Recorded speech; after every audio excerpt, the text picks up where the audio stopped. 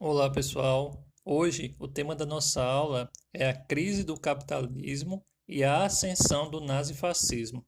Então, na nossa aula de hoje, falaremos sobre os Estados Unidos e alguns países da Europa, como onde se desenvolveu, onde nasceu as ideias fascistas, Itália, nazismo na Alemanha e os regimes autoritários em Portugal e na Espanha.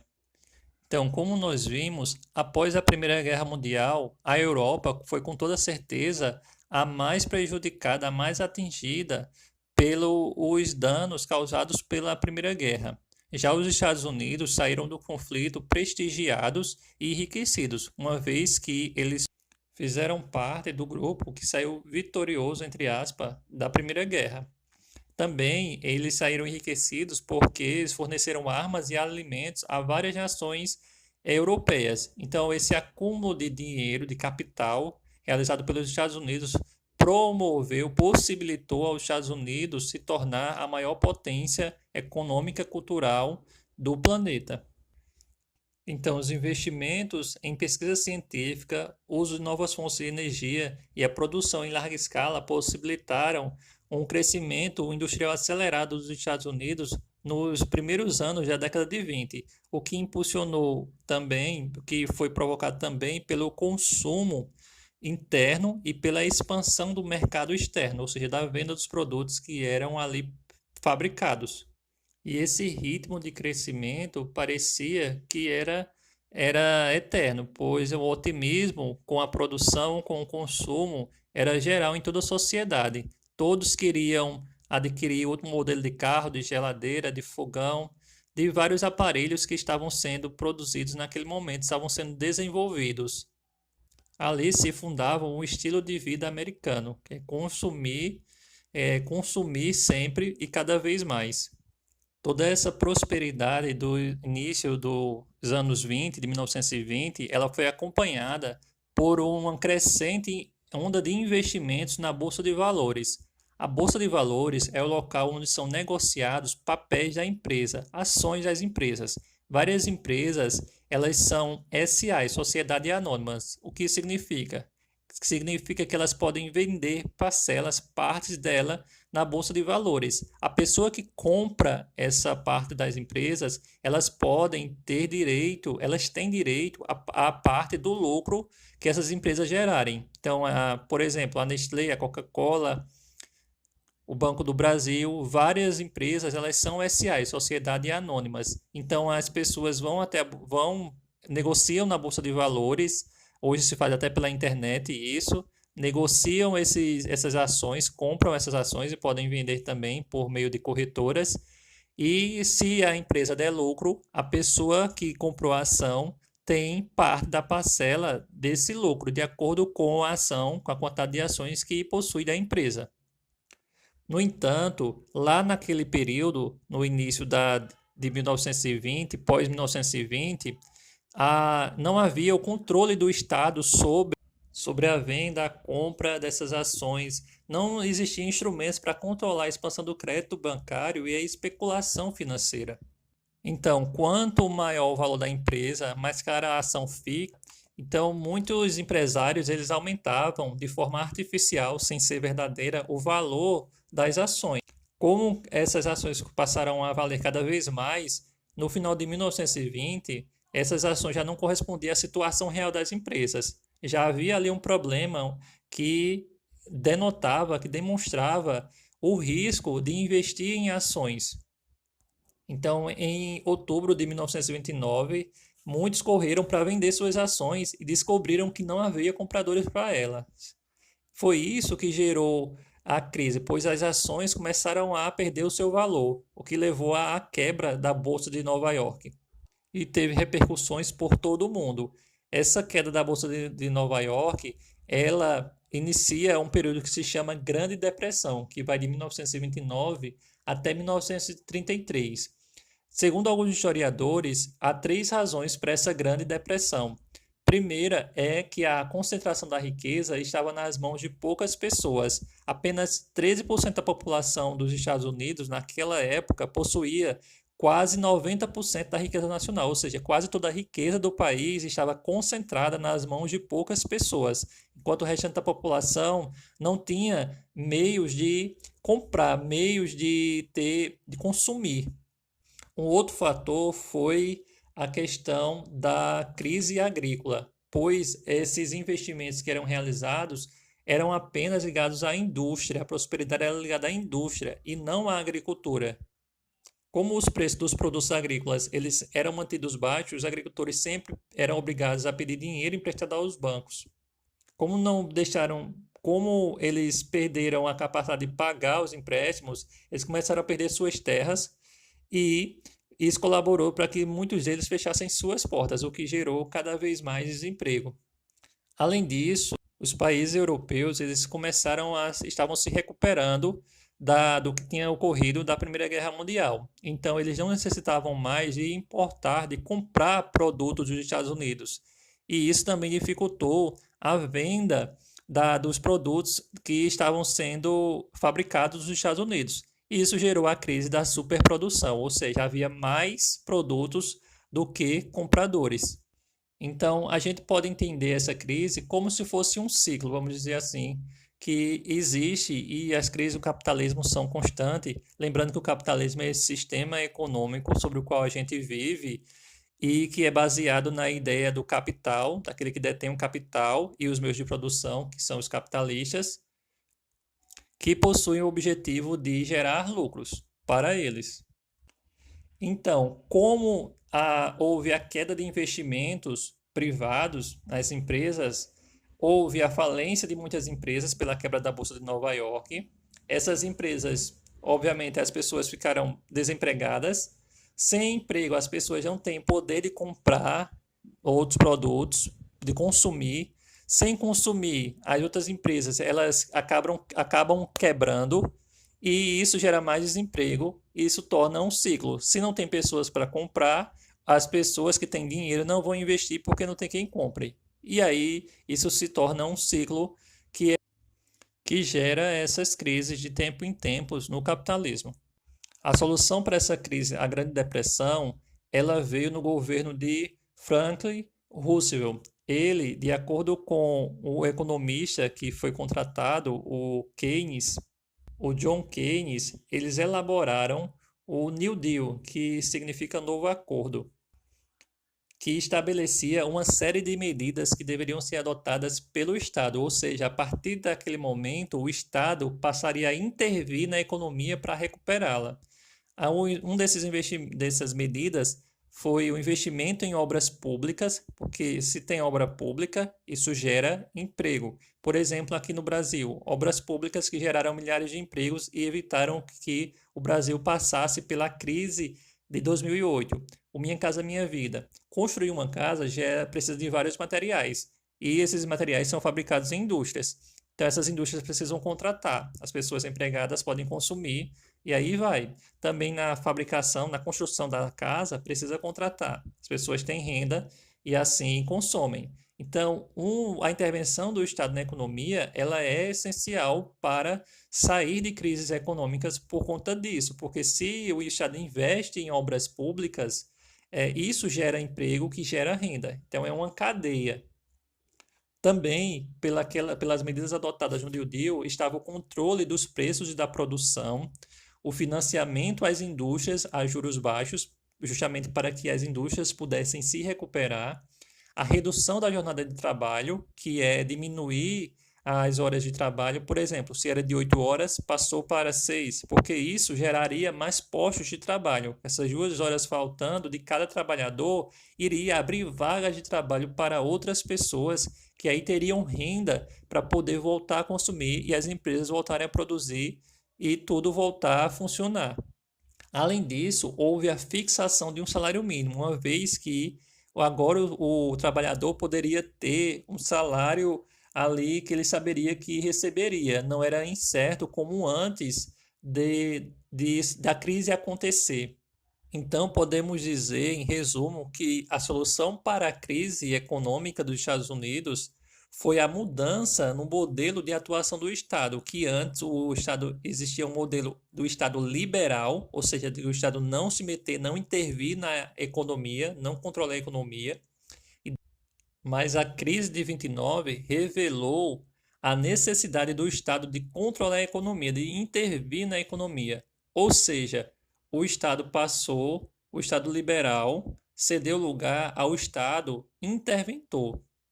E isso é uma das grandes discussões que se tem tanto no mundo, em outros países, como também no Brasil, se o Estado deve ou não intervir na economia. A ideia do Estado não intervir na economia é, por exemplo, privatizar empresas. Privatizar empresas significa que o Estado está abrindo mão de intervir, de controlar a economia. Essa é uma das características, existem outras. Agora nós iremos falar sobre o que também está muito sendo discutido nos dias de hoje, que é o fascismo. Nós iremos falar do nazifascismo. Quando ele nasceu, onde nasceu, quais foram os fatores que levaram ao surgimento desse regime na Europa. Então, como nós falamos no início dessa aula, o contexto econômico da Europa após a Primeira Guerra Mundial foi desastroso, pois a guerra deixou milhões de mortos e feridos, uma inflação generalizada, ou seja, um alto de preço de todos os produtos, a queda da atividade econômica, o que gerava desemprego. Sem emprego, as pessoas não têm como consumir, sem consumir, as empresas não produzem, há mais desempregos e aí gera aquele ciclo da crise que nós falamos. Então, essa crise econômica, ela gerou uma crise política, o que formou um cenário de instabilidade e incerteza. As pessoas não sabiam o que iria acontecer com elas, já que estava uma crise generalizada, uma crise econômica que não tinha uma solução. E foi isso um dos principais fatores que promoveu a existência de pessoas que se colocavam como salvadores da pátria e vai promover o nascimento, esse contexto que promoveu o nascimento das ideias fascistas e nazistas. Então, como definição, podemos entender o nazifascismo como um modelo de governo totalitário, onde o Estado controla a sociedade e o indivíduo que é submisso ao Estado. É importante a gente dizer que há diferenças em governos totalitários e autoritários ou ditatoriais. Por quê? Nos governos ditatoriais, o projeto do governo está acima da vontade da nação. O poder do povo é substituído pelo poder que o ditador possui. Já nos regimes totalitários, não apenas as liberdades elas desaparecem, mas também a identidade de cada pessoa, por meio de um processo do uso sistemático da violência. Então as pessoas ficam acuadas. Então a ideia, uma das características principais do nazifascismo é essa ideia do nacionalismo, do ultranacionalismo, de colocar a nação acima de todos, que é uma ideia que é uma ideia fascista, tá? Então, a ideia do Brasil acima de todos. Nenhum país pode estar acima da sua população. O povo é superior, o povo é soberano e não o país, porque isso ele destitui a ideia das identidades que existem dentro de uma nação. Então, como características básicas desse sistema, desse regime nazifascismo, existe esse ultranacionalismo, o anticomunismo, que é pregar a ideia contrária ao comunismo, dizer que o comunismo pode destruir as famílias e etc., pode destruir toda a economia. O antiliberalismo, lembrando que o liberalismo é uma teoria social que se fundamenta nos valores individuais da liberdade e da igualdade.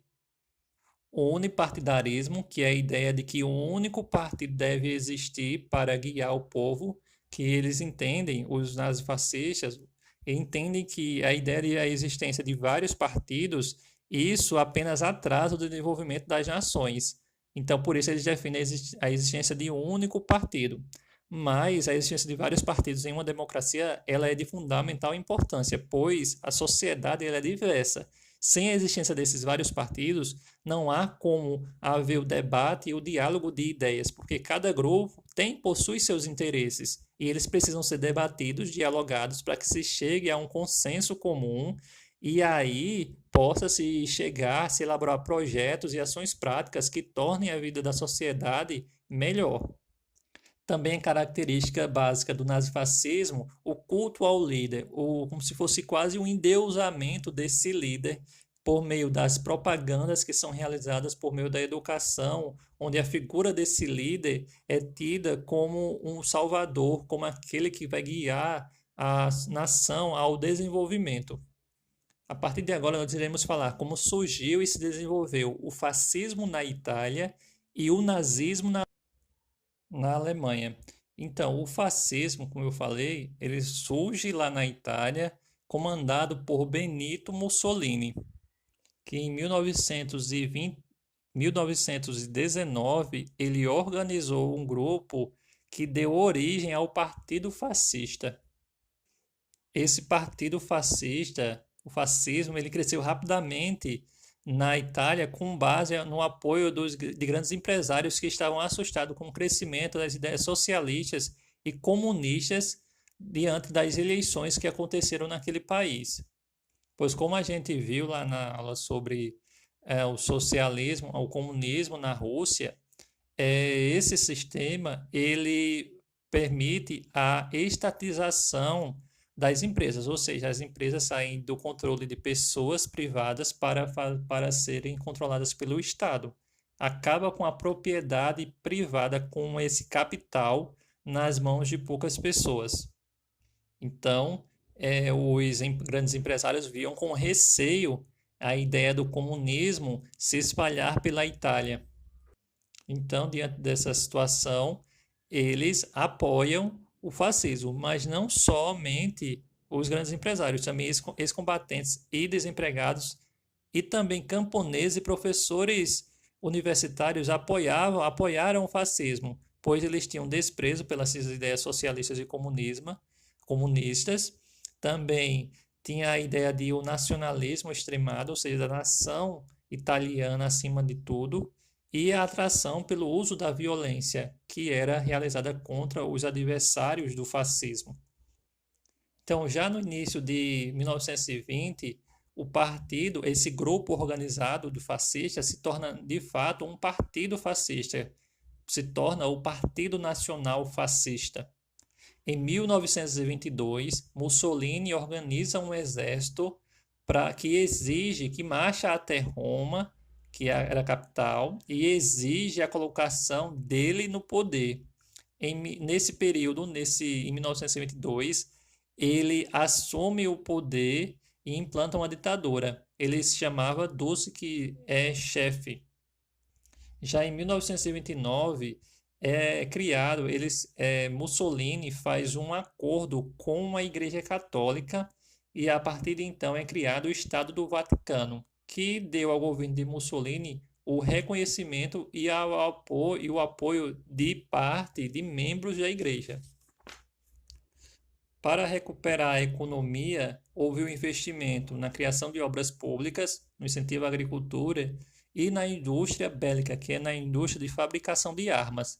Já aqueles que eram opositores ao regime fascista eram perseguidos, especialmente os comunistas. Então houve o fechamento de partidos, o controle também do ensino e das comunicações, pelas quais Mussolini ele entrava em contato com o povo, sempre pregando o seu valor como chefe que guiaria a nação.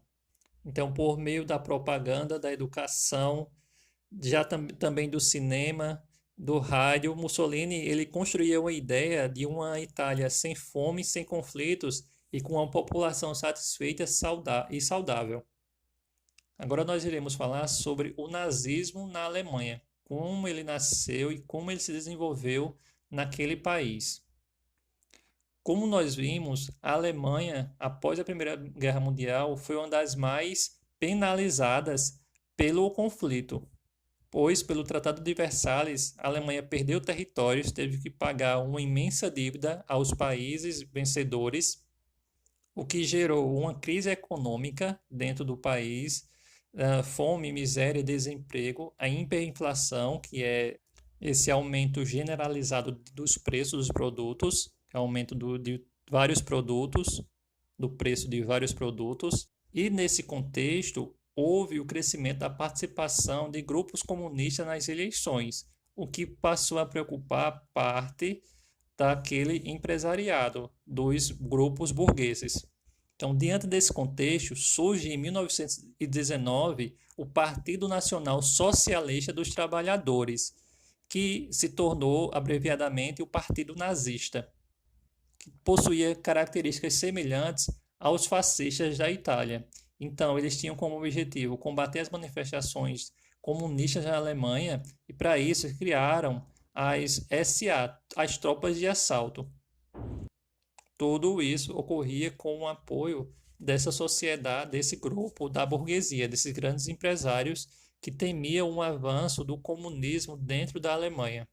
Então, em 1923, Hitler e os grupos nazistas tentam dar um golpe lá em Munique. No entanto, esse golpe ele não vai para frente, ele é fracassado, pois eles não tiveram o apoio que esperava da população, porque a ideia deles era dar o golpe naquela região e depois em toda a Alemanha, tomar o poder em toda a Alemanha. Então, sem o apoio da população, o golpe fracassou e suas principais lideranças foram presas. E nesse momento, o que Hitler é preso. Então, ele é condenado a 5 anos de prisão. E nesse período, ele escreve um livro que possui as bases, os princípios básicos do nazismo, que se chama Minha Luta, esse livro. Então, um dos elementos básicos do nazismo dos princípios básicos desse regime é a superioridade ariana, que de acordo com Hitler existia uma raça pura, a ariana, da qual provinha todos os alemães, que era superior às outras raças. Também tinha nesse livro a ideia da necessidade de um espaço vital, que é uma ideia segundo a qual os alemães precisavam conquistar territórios a fim de se realizarem plenamente como povo, uma vez que eles eram superiores às demais raças, e o antissemitismo, que eles justificavam como sendo o ódio aos judeus que eles possuíam, dizendo que eles, os judeus, haviam contaminado a raça ariana. Assim, para salvar a Alemanha e purificar a raça ariana, os judeus eles deveriam ser eliminados. Então, essas são as ideias básicas, os princípios básicos do nazismo. Já em 1932, devido à crise de 29, que se estendeu à Europa e provocou a quebra de várias empresas, o desemprego voltou a aparecer, a fome e a crise econômica ela se aprofundou, os nazistas apareceram como salvadores da pátria e se fortaleceram e conquistaram a maioria no parlamento alemão. Em 1933, Hitler é nomeado primeiro-ministro, chanceler da Alemanha. Em 1934, com a morte do presidente da Alemanha, Hitler ele assume o poder, assume a presidência com o título de Führer, de condutor, de guia do Estado alemão. Naquele momento foram criados a SS, as seções de segurança, e a Gestapo, que é a polícia secreta, ambas com o objetivo de perseguir os opositores ou aqueles que fossem ameaças ao regime nazista. Em 1933, a partir desse momento, foi criada uma série de leis de restrição à cidadania e direitos dos judeus, como a proibição de casamento entre judeus e arianos, ou no caso alemães. Em seguida, funcionários públicos judeus foram aposentados e proibidos de atuar na imprensa, nos tribunais, na saúde. Os estudantes judeus foram obrigados a usar um número de identificação para entrar nas escolas e nas universidades. Depois, em seguida, outra lei foi promulgada que proibia os judeus de fazerem parte do exército. Eles foram expulsos do exército. E em 1938, os judeus foram obrigados a usar um documento de identidade e passaporte especiais, e o seu patrimônio foi bloqueado. Já no campo econômico, para recuperar a economia da Alemanha, o nazismo desenvolveu as indústrias de base, que são as indústrias de ferro, de aço, de máquinas. Investiu em obras públicas, porque, como nós vimos, isso gera emprego, que gera renda, e estimulou as fábricas de armas. E em 1938, Hitler substituiu vários comandantes dos militares e assumiu o comando das Forças Armadas. Ou seja, ele não escondia mais as suas intenções, ele preparava a Alemanha para a guerra. Bem, agora nós falaremos sobre o regime do ditatorial em Portugal, que se chamou de salazarismo. O início do regime ditatorial lá em Portugal teve início em 1916, sob o comando do general Gomes da Costa. Ainda nesse momento não era o regime salazista, o salazarismo. Em 1930 surgiu a União Nacional, que, embora não fosse um partido, congregava diferentes forças e propôs a criação de um programa de Estado autoritário. Já em 1933, Antônio de Oliveira Salazar, ele outorgou uma nova Constituição, ou seja, ele impôs uma nova Constituição para o país, dando início ao regime do salazarismo, que se chamou Estado Novo e durou até 1974. Durante esse regime do salazarismo em Portugal, foi criado o Secretariado de Propaganda Nacional, que era o órgão responsável pelo controle e censura dos meios de comunicação. Também esse secretariado era responsável por criar um projeto cultural para engrandecer o Estado, o ultranacionalismo, que é essa ideia da nação acima de tudo, e os valores católicos. Além disso, foram criadas milícias para combater os comunistas e aqueles que fossem contrários ao regime ali estabelecido. Já na Espanha, se desenvolveu um outro regime ditatorial que se chamou franquismo. E essa discussão sobre o início desse sistema ocorre a partir de 1936, quando o general Francisco Franco liderou um grupo de militares nacionalistas para dar um golpe de Estado e derrubar o governo da Frente Popular, que era um governo democrático que tinha o apoio de socialistas e de comunistas. Diante da tentativa do golpe, o país ficou dividido entre o apoio e a resistência a esse golpe, e isso deu início a uma guerra civil lá na Espanha, que durou de 1936 até 1939 e deixou um saldo ou seja, um resultado de 750 mil pessoas mortas, e foi essa disputa, essa guerra, ela foi vencida por Francisco Franco, que recebeu o auxílio de Mussolini e de Hitler e conseguiu sufocar a oposição, assumindo o poder e instaurando uma ditadura que durou até o ano da sua morte, em 1975. Então, essa foi a nossa aula, pessoal. Espero que tenham compreendido. Um abraço e até a próxima.